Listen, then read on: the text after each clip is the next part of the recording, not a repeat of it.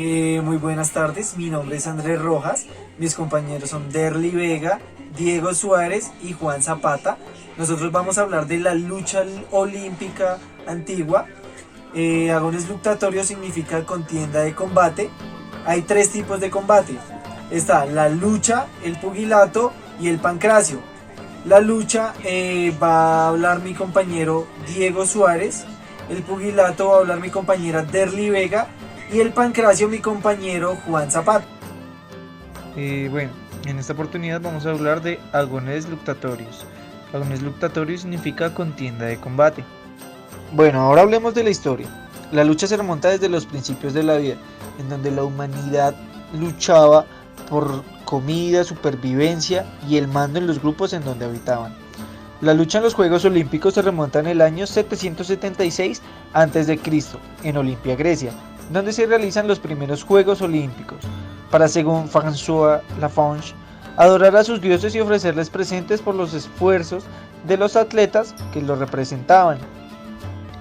Los espectadores que iban llevaban presentes a los atletas que representaban sus tierras.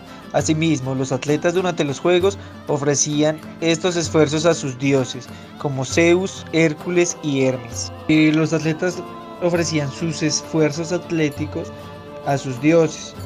Uno de ellos era Zeus, el padre de los dioses. Hércules, un semidios, hijo de Zeus, que decían que era el maestro de la lucha, y Ares, el dios de la guerra. Las tierras en Grecia eran informadas antes de iniciar las Olimpiadas. Ellas decidían si ir o no a la competición. Las tierras que participaban hacían una tregua, en donde ninguna podía atacar, y si ese era el caso, eran penalizadas y sus participantes eran excluidos de las Olimpiadas. Los atletas participantes debían disputar las pruebas totalmente desnudos, donde se glorificaban sus cuerpos. En la lucha antigua hay un referente muy grande, se llama Miguel de Crotona, el luchador más famoso de la antigüedad, al vencer en 6 Olimpiadas seguidas, un récord que ha inmortalizado su nombre hasta nuestros días. Se dice que no solo era el físico y el cuerpo, sino también la inteligencia. Por esto fue que Milón de Crotona pudo ganar estas 6 Olimpiadas. Bueno, ahora la preparación deportiva. Cuando los niños griegos cumplían sus 12 años de edad, ingresaban a las palestras. Las palestras son estos lugares donde hacían las competencias, donde se les enseñaba a desarrollar los músculos y a disciplinar sus nervios. Cuando cumplían los 16 años de edad, ingresaban a los gimnasios, donde realizaban ejercicios físicos y atléticos. Cuando ya cumplían los 20 años de edad, los griegos concluían su formación deportiva, donde se les entregaban las armas y estaban capacitados para participar en los Juegos Olímpicos. Recordemos que los lugares que se adecuaban eran los bosques, donde se hacían pistas. El premio para los ganadores es muy interesante, dado que en estos tiempos no se daba ningún reconocimiento material, sino que recibían era el honor y la gloria, y esto era representado por los atletas con una corona de olivos.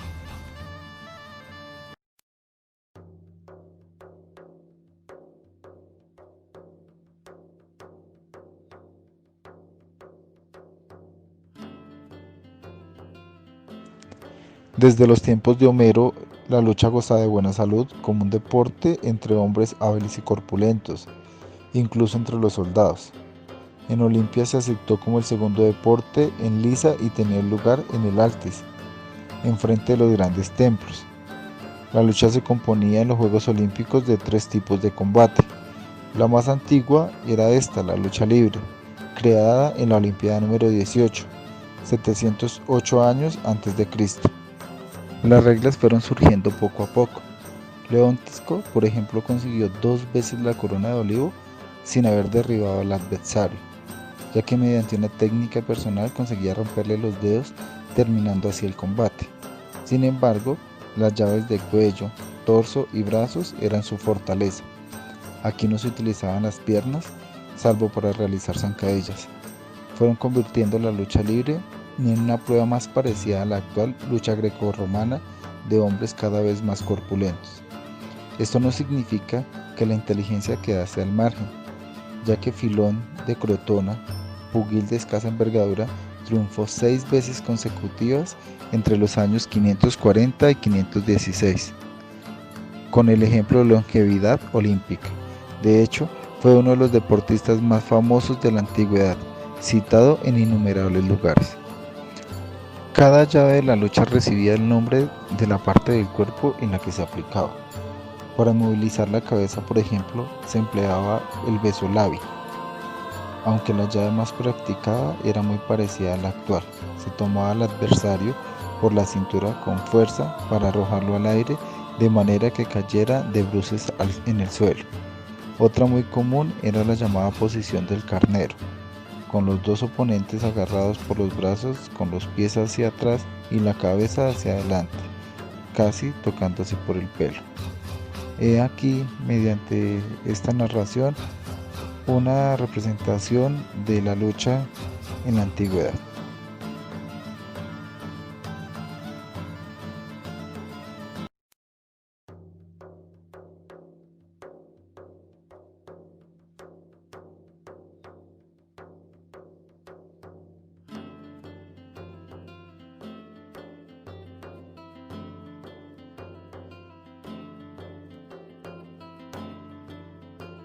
El segundo tipo de lucha es el pugilato o boxeo, que se incorporó en la Olimpiada número 23 en el año 688 a.C. Está claro que las mujeres no podíamos participar en este tipo de juegos y tampoco teníamos permitido el ingreso a espectarlos. Este deporte ha venido evolucionando con la protección de las manos. Inicialmente se hacía con los puños completamente desnudos. Más adelante se incorporó una protección, un vendaje, que era a partir de cuero, sin curtir y con una medida de aproximadamente 2 centímetros. Se volvía por todo. En el siglo IV a.C. se incorporó los oxigimantes, que consistía en un refuerzo en madera. Un ejemplo de este es la estatua del célebre pugil. Más adelante, con la conquista romana en el año 146 a.C., se hizo una modificación a las reglas de juego. Consistía en que los puños iban cubiertos con unos guantes de hierro y plomo para hacer de esta manera una pelea más sanguinaria y brutal. También modificaron una regla de que en caso de empate se realizaba lo que se conoce como clímax, que consistía en que uno de los dos luchadores se quedaba totalmente quieto mientras recibía los impactos del otro, y así cambiaban los roles hasta que uno de los dos era vencido. En el pugilato o boxeo no había ningún tipo de categorización, es decir, el oponente se elegía totalmente al azar sin importar el peso o el tamaño.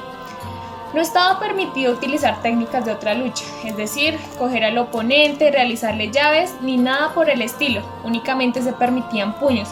Tampoco se podía arañar ni coger con los dedos. En el pugilato, el juez hacía valer su autoridad golpeando al infractor con una vara. El juego acababa cuando uno de los dos se rendía o quedaba totalmente vencido.